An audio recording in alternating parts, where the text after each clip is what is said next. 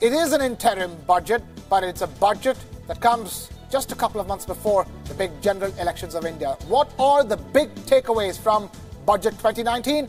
We've listed out 6 for you. Let's begin with the biggest headline that caused the maximum noise inside the parliament and outside as well, and that is the income tax exemption limit. Big bonanza for the salaried class, hiked to 5 lakh rupees, and that's double from the previous limit of 2.5 lakh rupees. So big boost for salaried class. Not just that, there's also for the unorganized sector, those who work in the unorganized sector, there's a pension scheme for them, a mega pension scheme of 3,000 rupees per annum. That will be per month. That will be given to the workers in the unorganized sector. There's also gratuity announcement that was made. There was triple from 10 lakhs or 30 lakhs for the salaried sector. Meanwhile, defense spending was increased to an all-time high. It crossed the 3 lakh crore rupee mark. The government putting the money where its mouth is and increasing the defense budget by the largest quantum in recent times. Where also 6,000 rupees is set to be deposited into farmers' accounts on a yearly basis. And this is the direct cash transfer option the government has gone for to address the farmer distress and the rural distress. Because keep in mind, that is the headlining problem that cost the ruling party BJP elections in states. Apart from that is the gratuity I told you about. So it's a double bonanza for the salaried class, double bonanza for the farmers as well. Because apart from the 6,000 rupees cash transfer, we also have the government being very clear that it wants urban infrastructure in its villages. Huge outlay, huge vision, more importantly, being presented. These are the 6 big takeaways of Budget 2019. Let's now listen to the man who presented this budget, the acting finance minister, Mr. Piyush Goyal. Individual taxpayers having taxable annual income up to rupees 5 lakhs will get full tax rebate. जो vulnerable किसान हैं, जो छोटी जमीन रखते हैं, 2 hectare तक की जिनकी जमीन है, 2 हेक्टेयर तक की जमीन को, उन सभी को सीधा उनके इनकम में सपोर्ट, डायरेक्ट इनकम सपोर्ट 6,000 रुपए प्रति वर्ष के हिसाब से देने का निर्णय सरकार ने किया है. Our government proposes to launch a mega pension yojana, namely Pradhan Mantri Shram Yogi Mandhan. Pradhan Mantri Shram Yogi Mandhan will be for the organized sector workers with monthly income up to rupees 15,000. This pension yojana shall provide them an assured monthly pension of rupees 3,000 after they achieve the age of 60 years. पहली बार हमारा defence budget 3 lakh crore से बढ़ के 2019-20 में प्रावधान किया गया है. For securing our borders and to maintain preparedness of the highest order, if necessary, additional funds will also be provided. We are with us in our studios, Mr. Richard Rosso, US-India Policy Studies expert, joining us live here in our studios, and Mr. Chandar Mohan Vasudev, former Finance Secretary, being with us here. Thank you both of you gentlemen for continuing to stay with us over here. Richard, you've heard everything that needs to be, that has been spoken about this budget. The government and those associated with the ruling dispensation making it very clear that this is not populism. This is what that government should have done a long time ago, and we have taken an opportunity out to do this. And some of the issues they've addressed are real boiling hot issues that faces the Indian economy. In that sense, would you then say that those who criticize this budget as a populist budget, as one, being as a sellout for the elections that's coming up, are maybe being a little bit too harsh? Well, I wear 2 hats when I consider that question. On one hat, as an external advisor, all the data, all the analysis of the Indian economy, they need to begin drawing down subsidies. They need to begin moving in a different direction and expanding the taxpayer base. Right? Nobody on the outside that looks at the economy says that these don't have to be, that these must be priorities. They simply must be priorities. But an election is coming up, and all these expenditure programs you see in the budget, none of them are going to break the bank dramatically. Slight increase in the fiscal deficit, but it is something that a country of this size, an economy this size can handle. So ahead of a budget, I think we have to kind of expect. So you got to wear 2 hats on this. The external advisor who says, kind of going in the wrong direction still, should be expanding the tax base rather than additional cuts. But election time, totally get it. So no serious complaints on my side.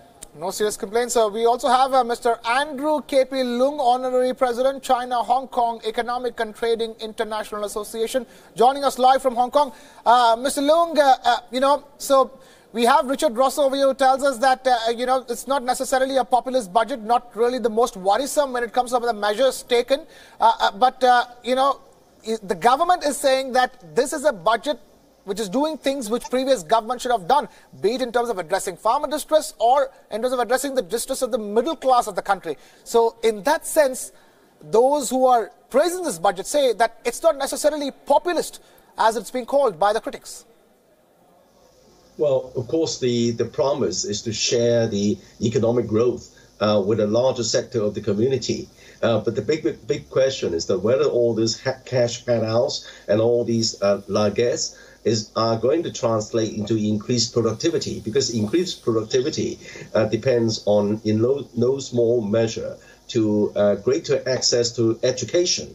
It's a question of whether the majority of the Indian population have access to enough access to education and to higher education so as to push up the productivity of the country. Secondly, productivity also depends, in the case of India, on good infrastructure, on fiscal infrastructure.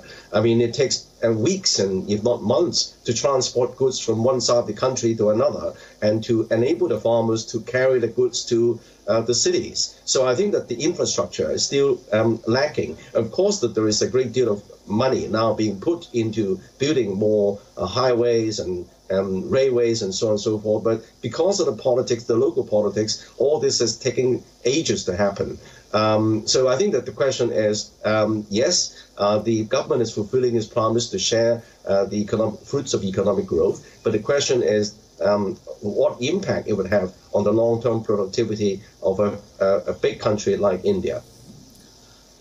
Right. Chandramohan Vasudev, Mr. Leung has raised a very important point, isn't it? Even as we're talking about different metrics that will show how well India is progressing, productivity is a metric that India needs to keep in mind. Yeah, but when you see the budget of any government, this last budget close to the election with the eye on the election is just one aspect. One has to see in totality the budgets over the last 4 or 5 years, I think, to get a good idea of where the government, what the government's vision is, where it wants to take the country. I think it has taken a lot of other decisions which will give medium-term benefit to the economy, whether it is GST or whether it is ease of doing business or whether it is even demonetization, bringing more and more businesses into the formal economy and black money being rooted out. All those decisions have been taken which will give benefit in the medium term. But this is an election year budget 4 months before the election. Any elected government or any government which aspires to get re-elected has to respond to the aspirations of the people in the short run. But I hope that this short run is only for this budget, because ultimately the growth can come only through if we have a private sector led growth model. Private sector is the one which can provide jobs, which can propel the economy to a higher growth rate. It has to be an export led growth. So those are things which need to be taken, and there are a lot of barriers for private sector today, and those barriers have increased in the last 1 or 2, 3 years, especially the tax treatment. As long as there is people feel that making money is not a good thing, if there is a feeling that making money is a crime, then which private sector will make money? So you have to remove that type of barriers, provide those type of incentives for the private sector to grow, make more money in a legitimate way, create more jobs, then encourage the corporate sector, which in the first budget Mr. Jaitley had said the tax rate would come down to 25% or whatever. Because if you leave more savings in the hands of the private sector, in corporate sector is the one which is going to make investments, and those investments can lead to growth. So these are the little other issues which provide the growth momentum to the economy, which obviously are missing in this budget. One can't blame the government for doing that. It is responding to an election which is coming in the next 3 or 4 months. But in totality, you have to see over the last 4 or 5 years the budgets it has presented. And hopefully, when there is a stable government for the next 5 years, those basic issues which concern the growth of the economy, they will be addressed in a more forthright manner. Or, Richard, as they say in your country, amen.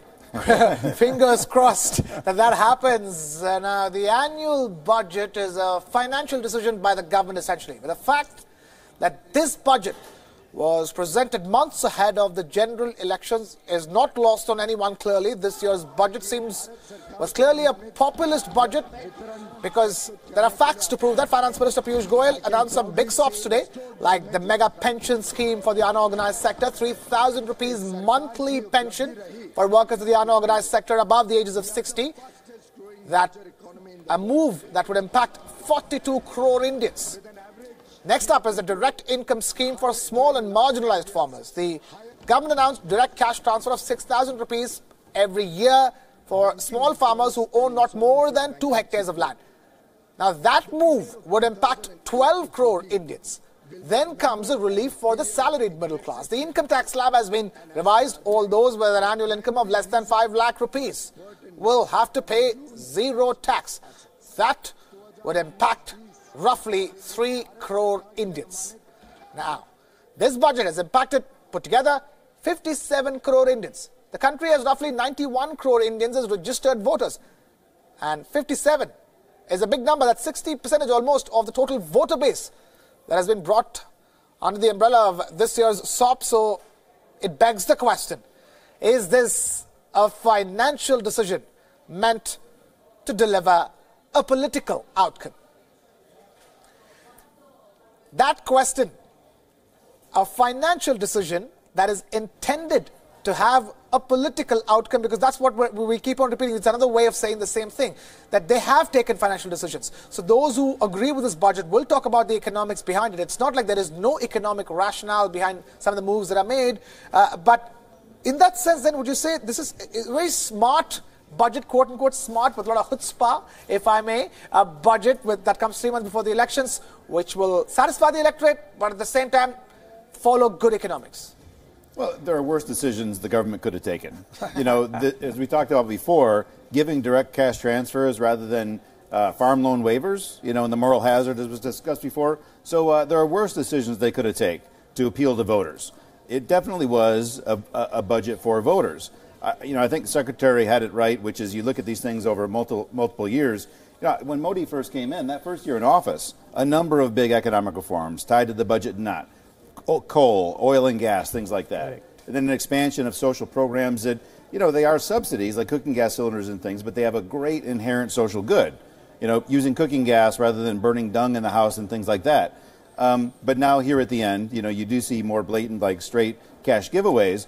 But there are worse forms of cash giveaways than they did. So there is a bit of an arc here in what you've seen in the 5-year, you know, big reforms early, social programs in the middle, and now at the end, you know, let's see if we can get a few other things to get us across the finish line. Yeah, as we were talking, I was thinking about all the other interim budgets that was presented in India with a few months to go for the election. Jaswant Sinha presented one budget. You had Jaswant Singh presented it, beg your pardon. Yashwant Sinha presented a budget. Pranab Mukherjee also presented a budget. The point I want to make is that in the scheme of these election budgets, this is always termed as the election budget in India. Do you think that this particular election budget, if I were to ask you, Mr. Vasudev, did a better job than other election budgets? Would you say so, based on history? Well, as election budgets go, I think it has covered, it has been very well crafted. It has tried to address the largest sort of voter base, whether it is the farming sector or whether it is the unorganized sector, whether it's the wage earners, or whether it's the defense forces, which is large,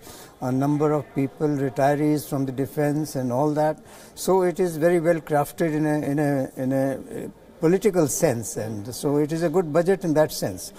But I think I would certainly grant it to the government that given the election, but you compare it with the previous budgets, interim budgets, you know, this budget was slightly different because it is coming in the 1st of February. Yeah, and elections just last year. Elections have not been announced as yet. Yes. The election code of conduct has not been kicked in as yet.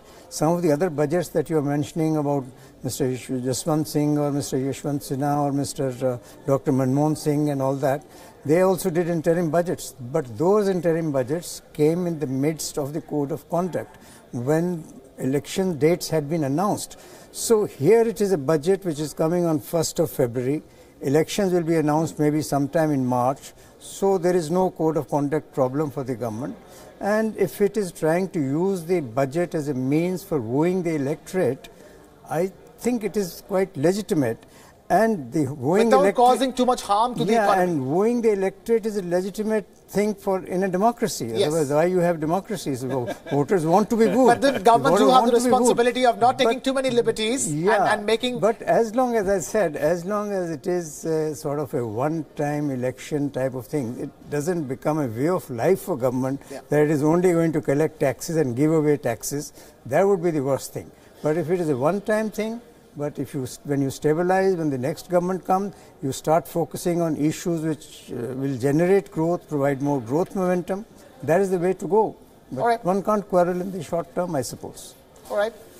Now, Prime Minister Narendra Modi lauded Budget 2019 as farmer and middle class friendly. Let's quickly listen into the Prime Minister's reaction right after the budget was presented in the Parliament. इस budget में 12 करोड़ से ज्यादा किसानों को 3 करोड़ से ज्यादा मध्यम वर्ग के टैक्स पेयर परिवारों को और 30-40 करोड़ श्रमिकों को सीधा लाभ मिलना तय हुआ है। साथियों, सरकार के प्रयासों से आज देश में गरीबी रिकॉर्ड गति से कम हो रही है। लाखों करोड़ों लोग गरीबी को परास्त करके नियो मिडिल क्लास में प्रवेश कर रहे हैं।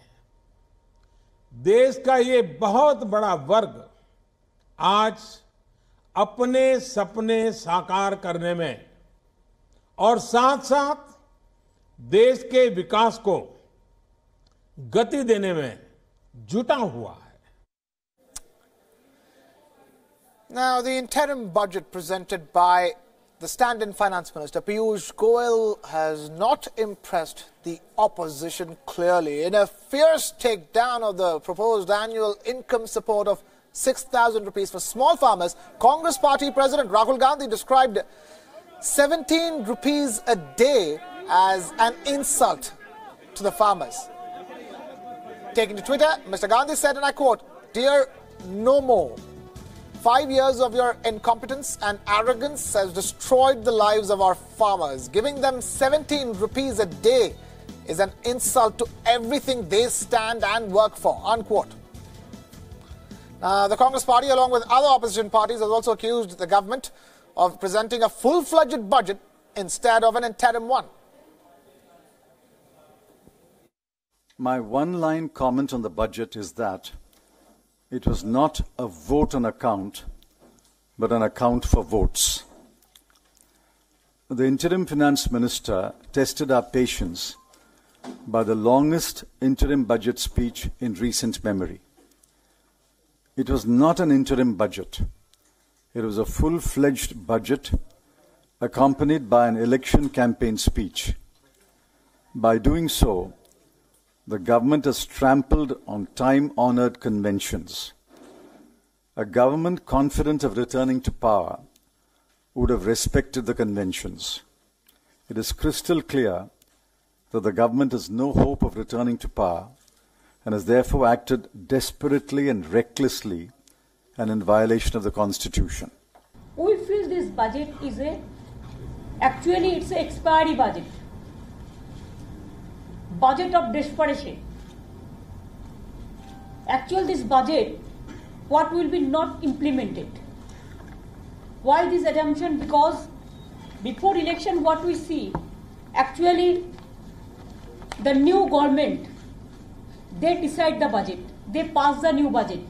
Now only 1 month is the time for this present government. They have their date of expired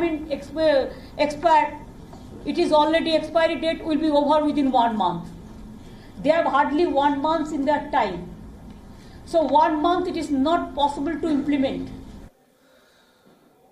Let's now take this across to Mr. Lung, who's been joining us patiently all through this broadcast. Mr. Lung, I wanted to ask you, you have the opposition parties in India tearing into this budget, but that is obvious because it is election time and it wouldn't help to praise the budget of the ruling dispensation.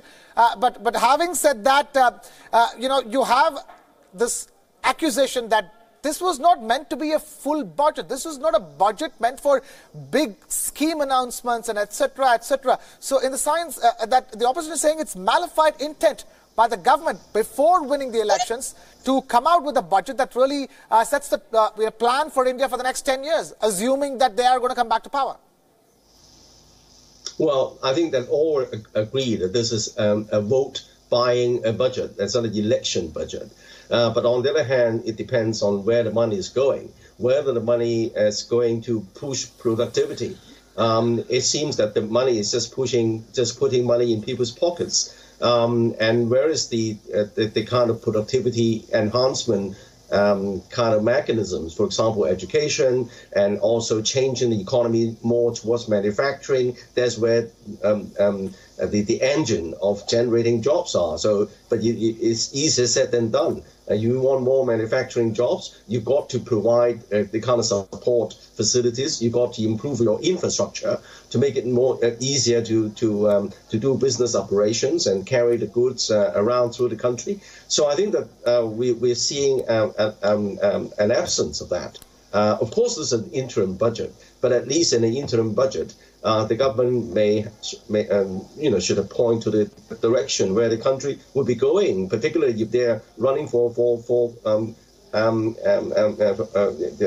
remain in power for the next so how many years. So I think that should be at least a pointer to the direction where the country is going, how the foundations are going to be laid, how these foundations are to be supported by even an interim budget. I think that this is lacking at the moment. Richard Russo, I want to continue the discussion on this whole interim budget versus full budget.